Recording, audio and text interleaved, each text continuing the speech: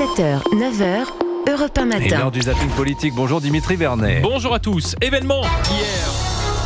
Radio Luxembourg recevait la tête de liste de la majorité pour ces élections européennes. J'ai nommé Valérie Ayé.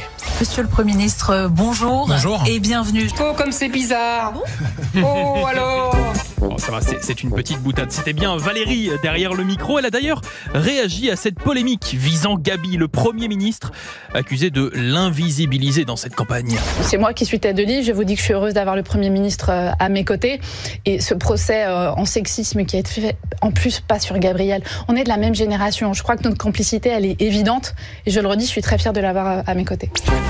On est de la même génération. Une défense bancale, pas de quoi faire retomber le soufflet.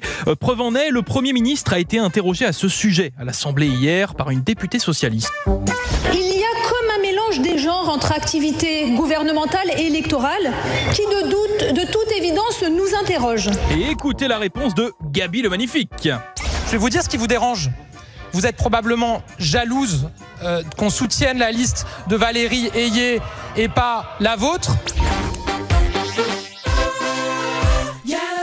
Oui, c'est plus Gabi la melonite. Là. Au Sénat, c'est la ministre de la Culture, Rachida Dati, qui s'est lancée dans une tentative d'explication. Alors sur l'irruption du Premier ministre dans le cadre d'un débat sur les élections européennes, moi je vous renvoie aux explications de la présidente de Radio France, qui lui a proposé, j'allais dire qu'il l'a contrainte à venir sur ce plateau pour venir parler des élections européennes. Plus c'est gros, plus ça passe. Parce que c'est notre projet.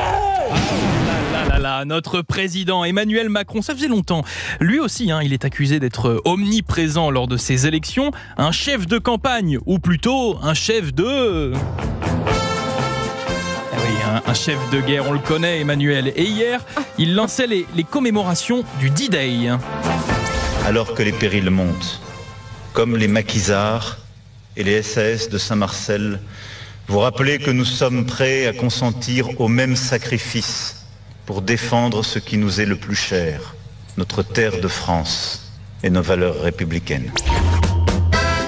Au même sacrifice, oui, vous ne rêvez pas. Et attendez, ce n'est pas fini.